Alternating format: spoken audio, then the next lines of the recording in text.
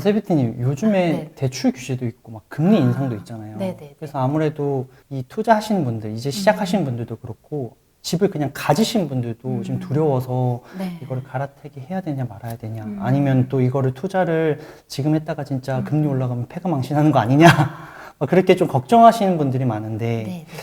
지금 이 시점에도 투자를 해야 되는 걸까요? 저는 사실 지금 이 시점이 가장 투자를 하기 또 좋은 시점이라고 생각을 해요. 대출 규제도 많이 하고 금리가 인상이 되니까 이제 사람들의 심리가 더 다운이 되는 건 사실이거든요. 위축이 돼요. 근데 저는 약간 이런 걸 예전에 사례에서 좀 찾을 수 있을 것 같아요.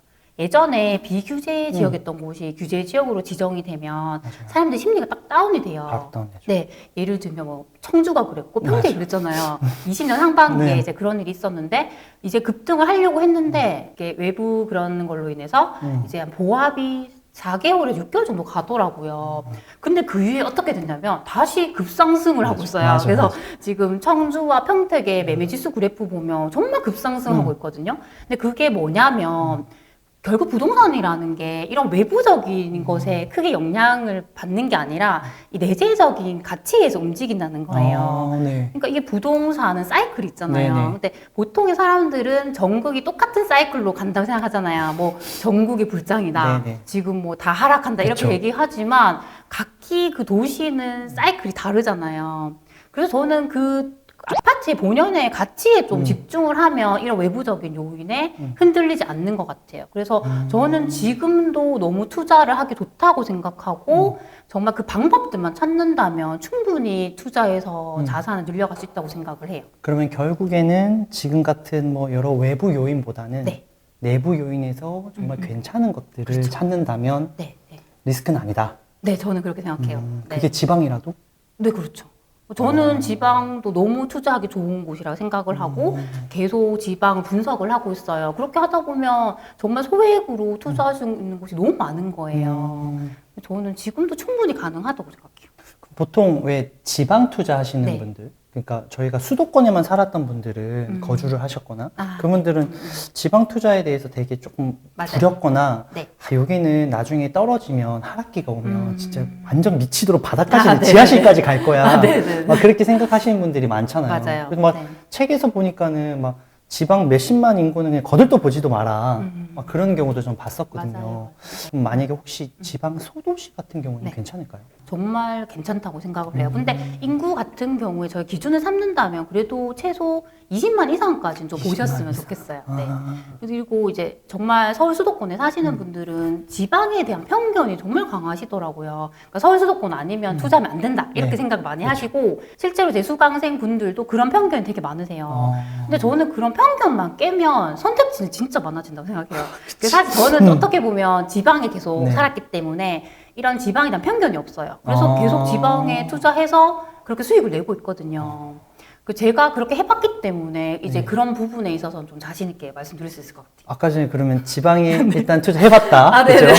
그러면 지방 소도시에 투자하셔서 수익을 네. 거두신 게 있으세요? 네, 있지요. 아. 전 소도시도 투자를 하고 있고 분양권 투자도 했었거든요. 네. 근데 정말 소액 뭐 3천만 원 이렇게 투자해서 수익률이 뭐 300% 이렇게까지 300% 요? 난 것도 되게 많아요. 네. 사실 지금 서울 수도권에서 300% 이상 나오는 건 맞아요. 없잖아요. 네, 네. 지금 현재는 그러면 지금도 지방 소도시에 투자해도 한 100% 이상 되는 곳이 있을까요? 저는 정말 최소 200% 이상 되는 것도 정말 많아요. 저 최근에도 100%. 한 도시를 계속 분석하고 있는데 네. 최소 정말 200% 이상인 거예요. 너무 괜찮은 데가 많아서 진짜 이런 곳을 수강생분들한테 진짜 알려주고 싶다 이런 생각 되게 많이 했어요. 그럼 그게 소액이고. 그렇죠. 2,500만 원, 뭐 3,000만 원 이렇게 되는 데도 되게 많더라고요. 지금 다음 질문이 그거였어요. 소액으로 네. 수액으로 투자를 얼마까지 해야지만 성과가 아. 나는지가 참 궁금해하는데 네, 네, 맞아요. 저희 뭐 프로에 찾아오시는 분들 댓글 보면 소액 얼마 필요해요? 막 1,000만 원일까요? 2,000만 원일까요? 막 묻는 분들이 되게 많아서 네, 네, 네. 기준을 좀 정해주시면 네, 안 네. 될까요? 얼마 정도면 성과가 지방 소도시나 어디 전국에서 괜찮을지. 네. 그냥 제가 뭐 최소한 이 정도는 돼야 한다고 기준 삼는다면 그래도 3천만 원이면 정말 입지가 괜찮은 곳에 있는 구축 정도? 이런 아파트를 선택할 수 있을 것 같고요. 그런 것들은 아까 말씀드렸듯이 정말 200% 이상 수익이 나는 곳들이 많아요. 사실 저는 책을 미리 조금 봤거든요. 네네. 그래서 3천만 원이라고 적어놨을 때 어떻게? 어떤 식으로 될까? 거기에 목차는 써져 있더라고요. 네네. 그거 한 번만 설명해 주시면 안 돼요? 네, 알겠습니다. 일단은 처음에는 지역을 잘 선정하셔야 돼요. 지역 저희가 투자할 때 지역 선정이 가장 중요하잖아요. 우선적으로 저평가 지역을 찾아야 돼요. 근데 저희가 저평가 지역을 찾을 때 가장 중요하게 보는 지표들이 있잖아요. 첫 번째로 저희가 10년간의 매매 지수 그래프를 보면서 변곡점을 찾으셔야 돼요. 그러니까 고점, 최근의 저점, 그리고 그 변곡점에 있어서 어떤 지표들이 영향을 줬는지도 알아야 되잖아요. 네, 그렇죠. 그게 대표적인 게 미분양이고 입주 물량이잖아요. 근데 그때 이제 변곡점에 보면 이제 매매 지수가 하락을 할 때는 미분양과 입주 물량이 많았어요. 그래서 하락을 할 수밖에 없는데 다시 저점을 찍고 상승할 때를 보면 이런 미분양과 입주 물량이 줄어들고 있는 거예요. 그래서 그런 지표를 보면 찾을 수 있고 하나를 더 추가를 한다면 청약 경쟁률을 보는 거예요. 그러니까 계속 분위기가 안 좋았던 지역들은 청약 경쟁률이 미달이 나거든요. 근데 이게 다시 심리가 회복되면 이제 실거주자들이 분양을 받고 싶어 하잖아요. 그렇게 되면서 완판이 되고 청약 경쟁률이 높아져요. 그래서 이런 지표들을 보면서 저평가 지역을 찾을 수가 있어요. 근데 만약에 이게 지금 말씀해 주셨던 뭐 10년 매매지수 네, 그래프, 네, 네. 뭐 미분양, 그다음에 또 청약 경쟁률 여러 네. 가지가 있는데 네, 네. 여기서 나는 불인이야. 다 너무 어려워. 네. 하나만 딱 본다면 뭐가 있을까요? 저는 10년간의 매매 지수는 꼭 보셔야 된다고 생각해요. 되게 쉽게 설명드리면 그래프가 그죠. 뭐 이렇게 높았다가 쭉 하락을 하다가 그죠. 최근에 갑자기 머리를 드는 거예요. 근데 이 머리를 들었던 시점이 최근 기준으로 2년 이내이면 되게 안전하다고 생각해요. 근데 그런 도시들이 지금 보시면 너무 많아요.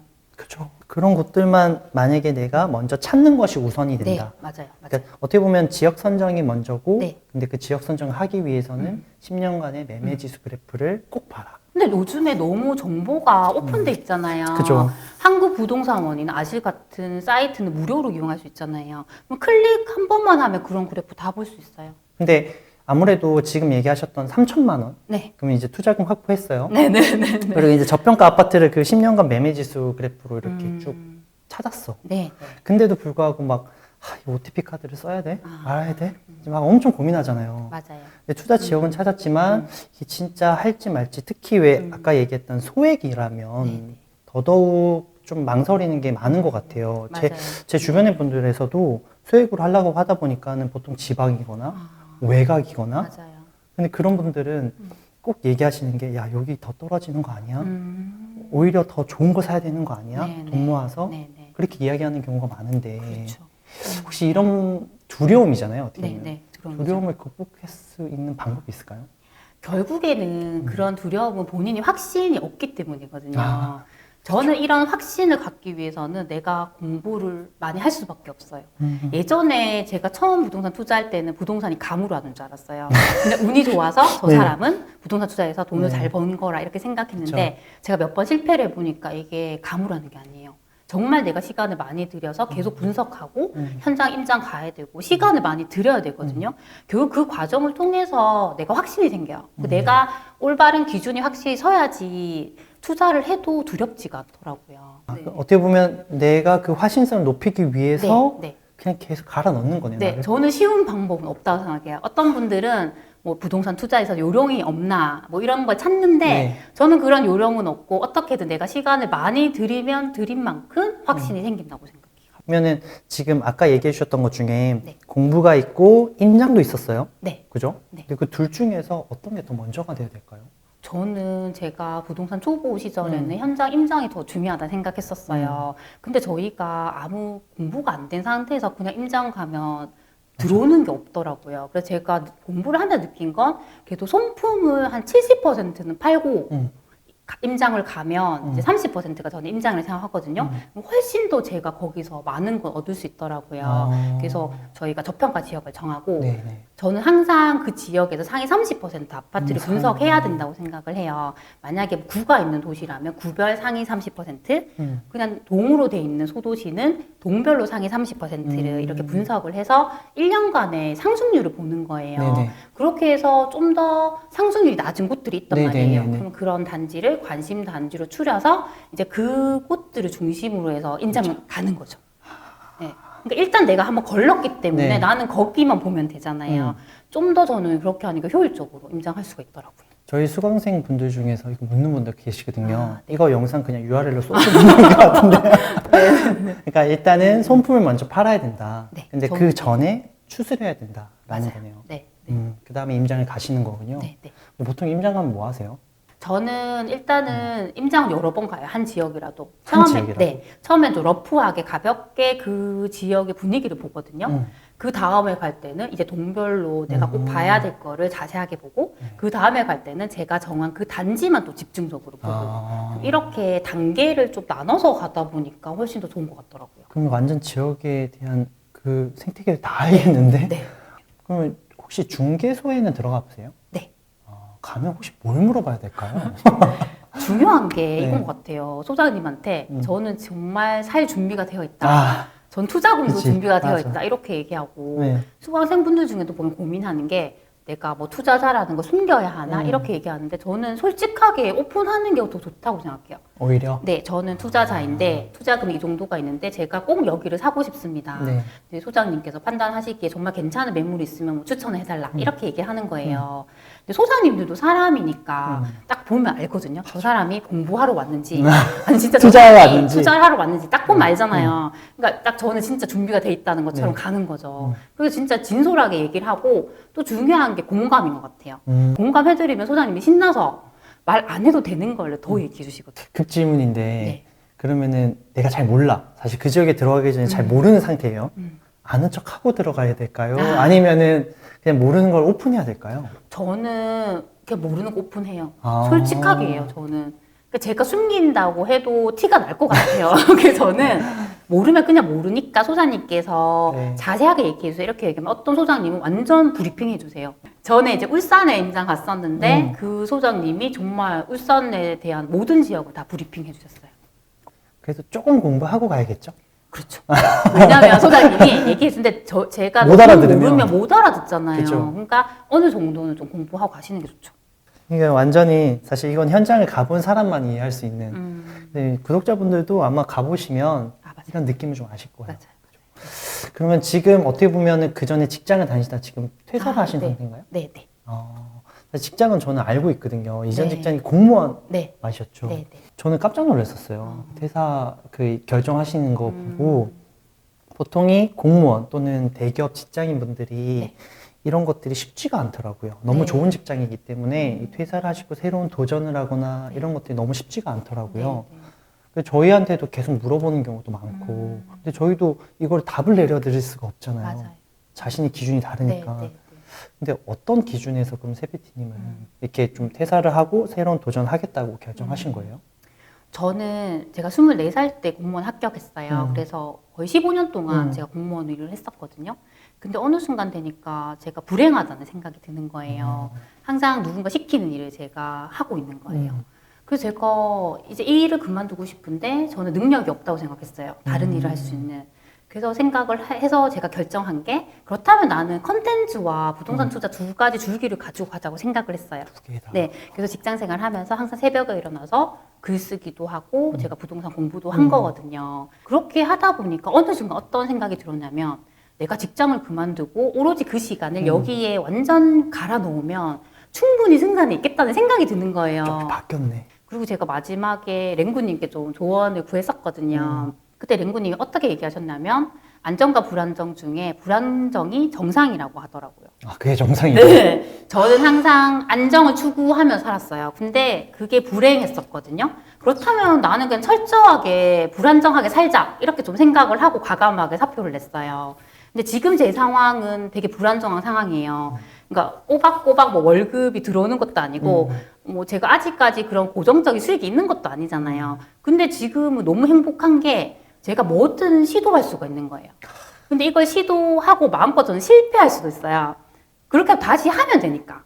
이제 이렇게 생각이 바뀌니까 더 제가 여러 가지를 해볼 수 있는 것 같아요. 아, 생각이 완전 전환되셨네요. 완전 바뀌었죠. 와, 진짜. 그러니까 약간 좀 느낌이 어떤 느낌으로 와닿냐면 나는 벌써 인생을 통달했어 느낌도 살짝 들면서 그러면서 좀 많은 변화가 있었다는 그 인고의 네, 시간이 네, 느껴져요. 맞아요. 힘들긴 정말 힘들었죠. 사실 투자라는 것 자체가 리스크, 불안정을 네, 감내하고 가는 거잖아요. 네, 네. 근데 그걸 일단 이미 했고, 근데 직장도 일단 불안정하게 또 바꿔버렸고, 네. 직업도. 네, 네. 와, 그 상황에서 결정을 냈는데 결국에는 또 이런 것까지 또 나오셨고 대단하네요. 일단 오늘 그러면은 투자를 시작하려고 하시는 분들 그리고 또 이제는 시작하는 분들에게 뭐 세비티님이 너무나 좋은 얘기를 많이 해주신 것 같아요. 그래서 이게 어떻게 보면은 전문 지식이 꽉 있는 상태가 아니어도 누구나 그냥 맞아요. 끈기와 노력이 있으면 네, 가능하죠. 당연하죠. 네, 그래서 이런 것들이 있어도, 그러니까 충분히 아무것도 없어도 가능하다라는 것, 네. 오늘 세비티님이 좀 안내를 해주신 것 같고요. 네, 네. 이젠 뭐라고 불러야 되나? 작가님이라고 불러야 되죠. 아, 네, 네, 네. 네. 책 이름이 아, 2년 안에 무조건 돈 딱 2년 버는, 안에. 딱 2년 네. 안에라고 적혔네요. 딱 2년 안에 무조건 돈 버는 부동산 투자 시크릿. 네, 맞습니다. 이렇게 나왔어요. 그래서, 저는 사실 조금 읽어봤어요. 다 읽어보진 못했는데, 근데 딱 읽어보고 무슨 느낌 들었냐면, 이거는 초보 투자자분들이 좀 바로 실행할 수도 있겠구나. 네, 그래서, 이 정도로 좀 알차다라는 생각이 들어서, 구독자분들께서 이제 책 나오시면 한번 관심 가져주시면 좋을 것 같아요. 오늘 직장인 겸 투자자에서 강사로, 그죠? 네, 네. 그리고 이제는 작가님으로 이렇게 또 멋지게 또 해주신, 또 도전하고 계신 세비티 작가님을 모시고 한번 좋은 시간 가져봤습니다. 오늘 바쁜 시간 내주셔서 감사합니다. 너무 감사합니다. 감사합니다. 네. 영상 보시고 도움되셨다면 구독과 좋아요, 알림까지 꼭 눌러주시고요. 다음에 좀 더 유익한 영상으로 돌아오겠습니다. 감사합니다.